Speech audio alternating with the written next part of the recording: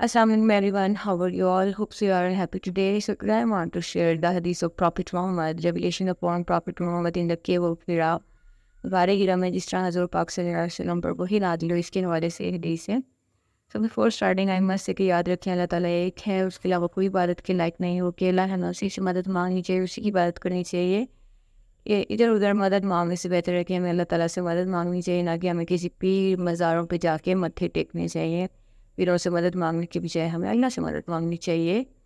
سو حدیث کی طرف چلتے ہیں. یہ حدیث ہے البخاری volume number 1 book number 1 and حدیث نمبر 3.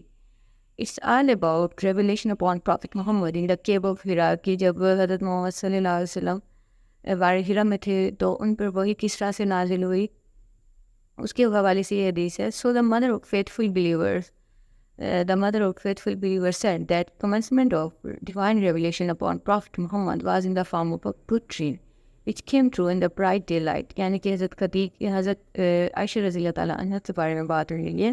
انہوں نے یہ حدیث بیان کی ہے کہ جب حضرت محمد صلی اللہ علیہ وسلم غار ہیرا میں تھے، جب ان پہ علامہ الہی کا آغاز ہوا، وہ سچے خوابوں کی صورت میں ہوا، پھر بعد میں روشن دین کی طرح سچا بھی ثابت ہوا. مطلب کہ علامہ الہی کا آغاز سچے خوابوں کی صورت میں ہوا اور بعد میں روشن دین کی طرح سچا ثابت ہوا. سو حضرت محمد صلی اللہ علیہ وسلم نے پھر تنہائی اختیار کی. وہ غار ہیرا میں جاتے تھے، اللہ تعالیٰ کی عبادت کرتے تھے، اللہ تعالیٰ سے مدد مانگتے تھے، اور غار ہیرا میں تب تک رہتے تھے جب تک ان کی خواہش نہیں ہوتی تھی کہ وہ اپنی فیملی کو دیکھ سکیں. کافی دن تک عبادت کیا کرتے تھے. جب حضور پاک صلی اللہ علیہ وسلم حضرت خدیجہ کے پاس آتے تھے، وہاں سے اپنی فوڈ وغیرہ لے کر جاتے تھے تاکہ وہ غار ہیرا میں سروائیو کر سکیں، اپنی لائف گزار سکیں. جب وہ اللہ کی عبادت کر رہے ہیں وہاں پہ تو واپس آتے تھے، وہ فوڈ لیتے تھے اور پھر وہ چلے جایا کرتے تھے. اچانک ایک دن ایسا ہوا کہ حضرت محمد صلی اللہ علیہ وسلم پر کے سامنے ایک فرشتہ حاضر ہوتا ہے اور وہ کہتا ہے کہ پڑھو. حضرت محمد کہتے ہیں میں کیسے ریڈ کر سکتا ہوں، میں تو پڑھنا لکھنا جانتا ہی نہیں ہوں. اس کے بعد یہ ہوتا ہے کہ فرشتہ حضرت محمد صلی اللہ علیہ وسلم کو مطلب زور سے پکڑتا ہے اور ان کو دباتا ہے. تو حضرت محمد صلی اللہ علیہ وسلم اس چیز کو برداشت نہیں کر پاتے، کیونکہ وہ اتنی طاقت سے دباتا ہے کہ ان کے لیے بہت مشکل ہوتا ہے اس چیز کو برداشت کرنا. پھر وہ چھوڑ دیتا ہے اور کہتے ہیں read it. Then prophet reply to him how I can read it. حضرت محمد نے کہا کہ میں اسے کیسے ریڈ کر سکتا ہوں، میں تو لکھنا پڑھنا نہیں جانتا. پھر سیکنڈ ٹائم یہ ہوتا ہے کہ وہ دوبارہ حضرت محمد صلی اللہ علیہ وسلم کو پکڑتا ہے اور ان کو زور سے دباتا ہے، اور وہ دوبارہ برداشت نہیں کر پاتے اتنی طاقت کو جتنی زور سے وہ ان کو دبایا. حضرت محمد صلی اللہ علیہ وسلم کو دبایا جاتا ہے فرشتے کی طرف سے. پھر وہ ان کو چھوڑ دیتا ہے اور کہتا ہے کہ read it. Then prophet reply to him how I can read it. میں کیسے ریڈ کر سکتا ہوں، میں تو پڑھنا لکھنا جانتا ہی نہیں ہوں. پھر تھرڈ ٹائم یہ ہوتا ہے کہ حضرت محمد صلی اللہ علیہ وسلم کو فرشتہ زور سے پکڑتا ہے اور ان کو دباتا ہے اور پھر چھوڑ دیتا ہے اور کہتا ہے کہ read in the name of your lord. پڑھو اپنے اللہ کے نام پر، پڑھو اپنے read in the name of your lord who has created a man from a clot. جس نے انسان کو جمع خون سے پیدا کیا. Read your God, your Allah is most generous. Read کیا آپ کا اللہ سبحانہ و تعالیٰ، اللہ سبحانہ و تعالیٰ بہت بڑا ہے، بہت کریم ہے. پڑھو اپنے اللہ کے نام سے جس نے انسان کو جمع خون سے پیدا کیا، پر تیرا اللہ بڑا کریم ہے. تو حضرت محمد صلی اللہ علیہ وسلم نے یہ پڑھا. اس ٹائم وہ بہت اپسیٹ سے بہت پریشان تھے کیونکہ بیک ٹو بیک ریولیشن ہو رہی تھی ان پہ. تو جب وہی نازل ہو رہی تھی تو وہ کافی ڈر گئے، گھبرا گئے، اور ان کی دھڑکن بہت تیز ہو گئی اور وہ بھاگے ہوئے گھر آئے حضرت خدیجہ کے پاس اور بولا کہ مجھے چادر اڑا دو.